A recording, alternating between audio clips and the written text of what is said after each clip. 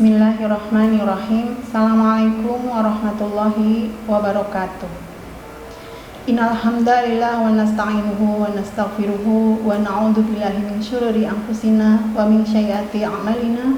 Asyhadu an la ilaha illallah wa asyhadu anna Muhammadar Rasulullah. Rabbi shrah li sadri wa yassir li amri wahlul 'uqdatam min lisani yafqahu qawli. Bapak Ibu pemirsa kurma yang insya Allah dirahmati oleh Allah. Yang pertama, marilah kita panjatkan puji syukur kehadirat Allah Subhanahu wa taala atas kebaikan, kesempatan, rahmat karunia, kesehatan dan bahkan kesempatan hidup yang diberikan kepada kita semua sehingga pada hari ini kita bisa bertemu di dalam majelis yang sangat baik. Salat serta salam semoga senantiasa tercurah kepada junjungan kita Nabi Muhammad SAW, yang semoga kita termasuk menjadi umatnya yang akan mendapatkan syafaat beliau kelak di yaumil akhir. Amin amin ya rabbal alamin. Bapak Ibu pemirsa kurma, mohon izin hari ini mari kita review tentang semangat dan motivasi kita dalam mendidik anak berpuasa. Saat ini tentang mendidik anak berpuasa ini banyak pendapat ya. Di antaranya ada yang males, ada yang repot karena anak itu pasti tantrum, pasti rewel ya.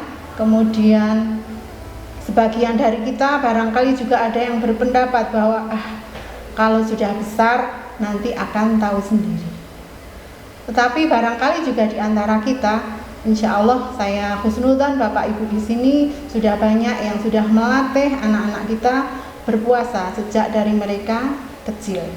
Tetapi alasannya apakah sudah sesuai dengan apa yang menjadi semangat kita, yaitu sesuai dengan sunnah Nabi kita, Nabi Muhammad SAW.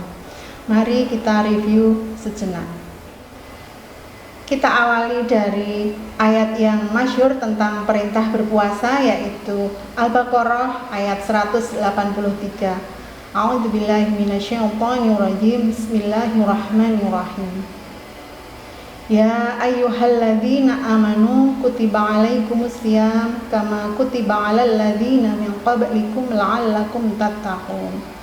Wahai orang-orang yang beriman, diwajibkan atas kalian berpuasa sebagaimana telah diwajibkan atas umat sebelum kalian agar kalian bertakwa. Nah, kalau melihat perintah ini yang diwajibkan oleh Allah adalah orang-orang yang beriman. Nah, dengan anak-anak bagaimana? Anak-anak itu kita ketahui bersama mereka akalnya belum sempurna, belum balik ya. Jadi istilahnya belum mukallaf ya.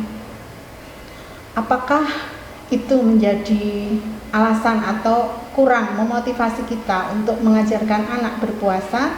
Dan coba mari kita lihat lagi, review ulang bagaimana petunjuk Nabi dalam mengajarkan syariat kepada anak-anak kita. Mari kita lihat dalam sebuah hadis yang diriwayatkan Abu Dawud ya. Rasulullah SAW bersabda, perintahkanlah anak-anak kalian untuk sholat dalam keadaan mereka berusia 7 tahun, pukullah mereka untuk sholat dalam keadaan 10 tahun, dan pisahkanlah tempat tidur di antara kalian. Nah, Rasulullah mengambil usia 7 tahun, di mana kita tahu bersama 7 tahun itu masih kanak-kanak, belum mukallaf ya, tetapi Rasulullah sudah memerintahkan itu. Kenapa ya? Menurut penelitian bahwa usia 6-7 tahun anak-anak sudah mencapai usia mumayyiz, atau dia sudah mengerti baik dan buruk, mengerti pembicaraan, mengerti perintah, sudah mulai mengerti. Jadi sangat sesuai ya hadis ini. Kemudian di riwayat lain ya, Rasulullah SAW juga pernah bersabda kepada Abdullah bin Abbas radhiyallahu anha, Kita tahu bersama ya, Ibnu Abbas radhiyallahu anhu ini bersama Rasulullah sejak kecil, dan saat itu kejadiannya beliau masih kecil. Rasulullah Shallallahu Alaihi Wasallam mengajarkan sebuah ajaran tentang akidah, yaitu beliau bersabda kepada Ibnu Abbas, jagalah Allah, niscaya Allah akan menjagamu. Ya. Kemudian di kesempatan lain ya, ini ketika situasi saat itu ada anak-anak yang lain gitu, di kesempatan lain Rasulullah juga pernah mengajarkan tentang akhlak kepada anak-anak. Beliau bersabda, makanlah dengan tangan kananmu dan ambillah yang terdekat. Nah, dari pelajaran ini sungguh ini merupakan petunjuk buat kita ya, agar syariat yang memang dibebankan kepada seseorang ketika seseorang itu balik, ketika seorang itu mukallaf, itu sudah diajarkan ketika masih kecil. Kenapa? Agar ketika si anak ini sudah balik, sudah siap ya, sudah dibebankan kepadanya beban syariat, dia akan merasa sudah terbiasa, kemudian sudah menikmati ya buah ibadah dan lain sebagainya, menikmati ketaatan. Nah, tentang masalah repot, kemudian masalah rewel dan lain sebagainya, itu manusiawi atau sunatullah Bapak Ibu, karena orang dewasa saja ketika menahan lapar, haus, emosi itu bukan perkara yang mudah, apalagi anak-anak. Nah, untuk menyemangati, mari kita lihat satu riwayat lagi, yaitu riwayat yang disampaikan oleh seorang sahabiah. Beliau bernama Ar-Rubaiyah bintu Muawis ya. Beliau dari kalangan Ansor. Kemudian tercantum hadisnya di dalam hadis riwayat Bukhari nomor 1960 dan hadis riwayat Muslim nomor 1136. Saat itu situasinya adalah beliau ada di perkampungan di Madinah. Kemudian datanglah utusan ya oleh Rasulullah yang mengabarkan ya tentang anjuran untuk berpuasa Asyura saat itu ya. Karena memang perintah puasa ini ada beberapa kali perbedaan hukum ya. Saat itu ketika utusan datang menyampaikan perintah puasa, maka beliau kemudian mengatakan, maka kami berpuasa setelah itu. Kami mempuasakan anak-anak kami membuatkan mainan dari kain wol. Jika salah satu dari mereka menangis minta makan, kami beri mainan itu sampai kemudian berbuka.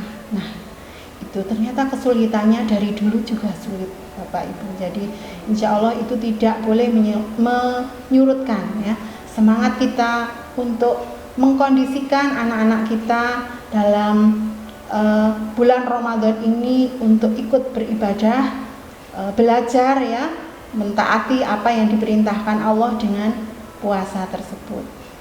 Nah, sebagai tambahan Bapak Ibu, ini ada hikmah tentang puasa, meskipun itu juga dilakukan oleh anak-anak ya.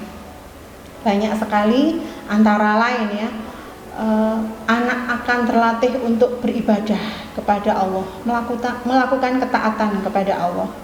Kemudian dengan mengajarkan puasa sejak dini, ternyata kita secara tidak sengaja juga mengajarkan pelajaran sabar untuk menanti berbuka ya, menahan lapar dan haus. Ini pelajaran sabar yang luar biasa. Yang selanjutnya, puasa ini juga mengajarkan kepada anak-anak tentang disiplin. Bagaimana jam buka, jam sahur, melihat jadwal ya, jadwal imsakiyah dan lain sebagainya. Ini juga pelajaran yang sangat baik. Kemudian yang selanjutnya adalah mengajarkan anak untuk empati ya.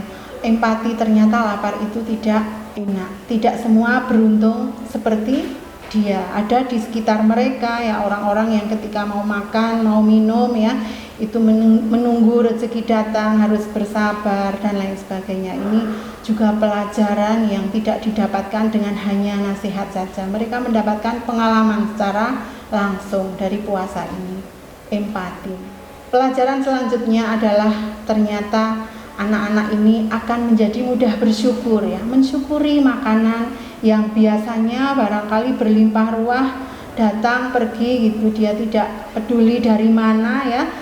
Ini enak, ini enak sekali dan lain sebagainya. Tetapi ternyata dengan berpuasa ya, berbuka dengan menu makanan yang barangkali sederhana ya, sampai yang macam-macam, dia akan merasa oh ternyata segelas ini luar biasa rasanya. Ini mengajari tentang bersyukur. Kemudian jelas ya, ada pelajaran untuk mengontrol emosi juga ya, karena dia akan kita kasih tahu ya bahwa puasa memang harus sabar, tidak marah-marah dan lain sebagainya. Jadi mengontrol emosi, ada kecerdasan spiritual, ada kecerdasan emosional ya. Kemudian yang hikmah yang selanjutnya adalah secara kesehatan ya. Kita sering khawatir bahwa anak yang berpuasa, kita takut kalau kemudian dia kekurangan gizi dan lain sebagainya. Sebetulnya itu bisa disiasati ya. Jangan ketika buka langsung gorengan, kemudian anak capek, anak sudah tertidur. Nah, kalau seperti itu memang kejadiannya bisa jadi nutrisinya kurang. Tetapi dengan manajemen yang baik ya, buka dan sahur, kemudian jajan itu diletakkan di belakang ya, di depan itu nutrisi diberikan, air, buah, sayur, itu semua insya Allah tercukupi. Jadi dari segi kesehatan juga bisa menjaga anak tetap sehat. Bahkan kalau di dalam penelitian ya, di dalam penelitian tentang otak manusia ya, rasa lapar dan haus itu selama beberapa jam ya, dalam kutip kalau saya mengartikan ini puasa ya, terhadap sel otak ini responnya luar biasa ya, bahwa puasa ini bisa meningkatkan produksi protein di dalam otak, sehingga sebetulnya fungsi otak itu semakin membaik. Dan ini baik untuk anak-anak ya. Bahkan ini kemudian bisa memacu pertumbuhan neuron baru atau sel saraf baru. Dan kalau pada kasus yang lain di penelitian ini juga disebutkan ya, dengan puasa ya, otak akan menjadi terhindar dari penyakit Parkinson dan Alzheimer ya. Demikian yang saya sampaikan, semoga bermanfaat terutama untuk diri saya pribadi ya, agar lebih semangat memotivasi, karena ternyata ini sesuai dengan sunnah dan barangkali Bapak Ibu semua juga bisa mengambil hikmah, karena tidak hanya anak kita ya, barangkali ada adik, ada cucu ya, kemudian ada anak-anak di sekitar kita, barangkali juga punya anak didik. Ini mari kita wujudkan bulan puasa ini untuk latihan anak untuk menjalankan syariat dengan sebaik-baiknya. Wallahu a'lam bishawab. Billahi taufik wal hidayah. Wassalamualaikum warahmatullahi wabarakatuh.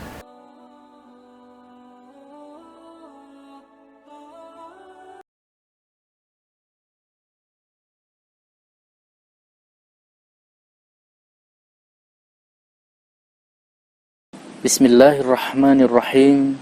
Dhahabat dhama'u wabtallatil 'uruqu wa thabatal ajru insyaallah. Telah hilang dahaga, telah basah kerongkongan. Semoga pahala telah ditetapkan oleh Allah insyaallah.